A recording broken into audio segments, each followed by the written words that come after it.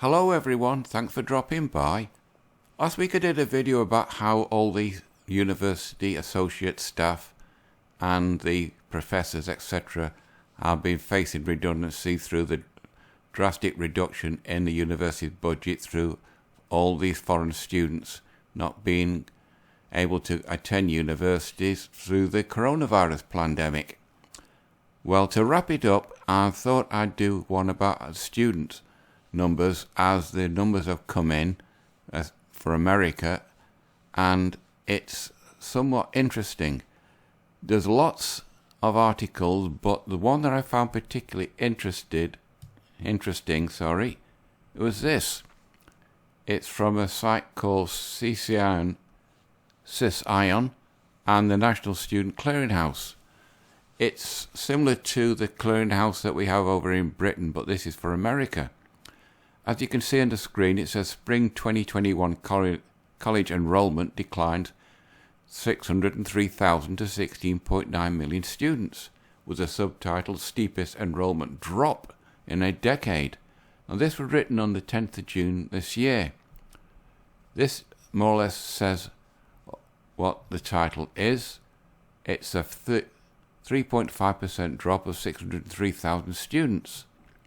And the undergraduate students account for the entire decline. That's kids coming straight out of high school and going into college/university. That's seen a 4.9% drop of 722,000 students. Now this bit is interesting. California led the nation in enrollment loss by headcount with a decrease of nearly 123,000 students. Now, California, as you know, is one of the hotspots and ground zeros of feminism in America. So, are these 123,000 students, half say are women? So that's 61,500 female students. The result of pink and fluffy feminist-orientated courses being axed from California universities, as the money supply just has dried up. It's an interesting concept. But anyway, the following paragraph: traditional college art students declined 5%, or more than 524,000 students, including a steep loss of 13.2%, or more than 365,000 students at community colleges. Again, how many of these were women, and how many of these pink and fluffy feminist-orientated courses are being axed so they can't go, or they didn't want to go? Now this bit is especially interesting. Enrollment among male students continued to fall greater than female students. Men declined by 5.5%, or 400,000 students, and women dropped 2%, or 203,000 students, compared with last spring. Now, I always try and do these videos on MGTOW and look at these articles from a MGTOW perspective as to how MGTOW could be affecting the mainstream market and society in general. Now, there's 5.5%, or 400,000 guys not going to university. Could it be that they've seen what happens when one female student says something against him? There was an incident quite a while ago where a female student said that a male student had raped her, when it was proven that he hadn't, but this daft bint carried a bed around, or the mattress, around campus and used it as a evidence that he had raped her. And the guy had his university and life effectively, his university career, education and life post effectively ruined through the words of one rather silly little bint. Now, that 400,000 guys must have read about that article on social media and in the national press, and they more or less decided if I go to university, will that happen to me?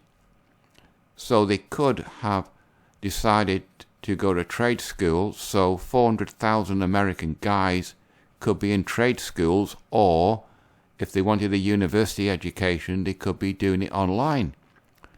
As for the 2% or 203,000 female students, that is 203,000 less students that are going to be indoctrinated by feminism if they went to a university that is a liberal leaning one and lots of feminist pink and fluffy courses. Anyway, the following paragraph: business, healthcare and liberal arts continue to be the most common undergraduate majors for 4-year and 2-year college students. A 4-year 1% change, computer sciences and psychology showed the largest enrollment growth in 4-year colleges. Now, that will be predominantly a male study, a male course, because most of the guys, students and that would be guys.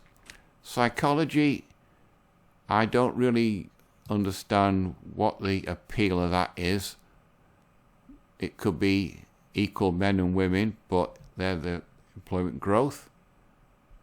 And the ones that fell mostly are visual and performing arts, security protective services, interdisciplinary studies, and liberal arts and general studies. Now that could be gender studies, history of feminism, and stuff like that. But that's declined by 13.8. Now again, are these courses acting feminist slanted courses, so less women are going, i.e. 2% drop of 203,000 students, or is it another reason? Now it goes on, the 5 states of 1 year decrease in employment numbers, and there we have California again, with 122,752 less students, or a drop of 5.3. And then it just goes about American states, declines. Are these states left-leaning? And the increases, are these states conservative-leaning? I have no idea. Idaho, as far as I know, is mostly a farming community.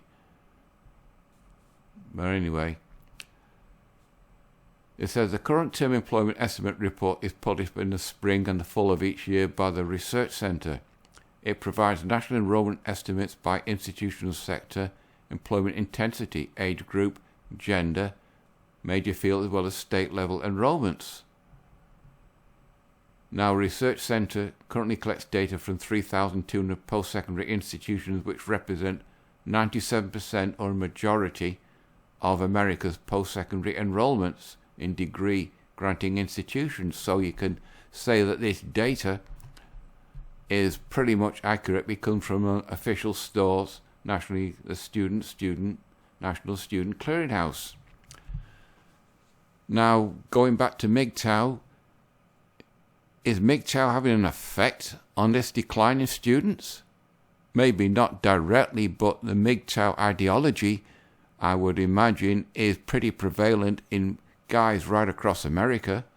So is that MGTOW starting to affect the student numbers going down? And by 400,000, and where is it? 203,000 female students have been not joining up because there's no pink and fluffy feminist courses for them to attend. It's an interesting concept. I won't be covering this anymore. I'll let somebody else have a look at it. But for now, I think we're starting to see something of a sea change. Maybe not much, but it's something to keep an eye on for the future. Right, I think this video's on the 10-minute mark now, so I'll leave it at that. Right, people, you know the routine. Comment, subscribe, thumbs up, thumbs down, whatever it is you want to do. It's completely up to you.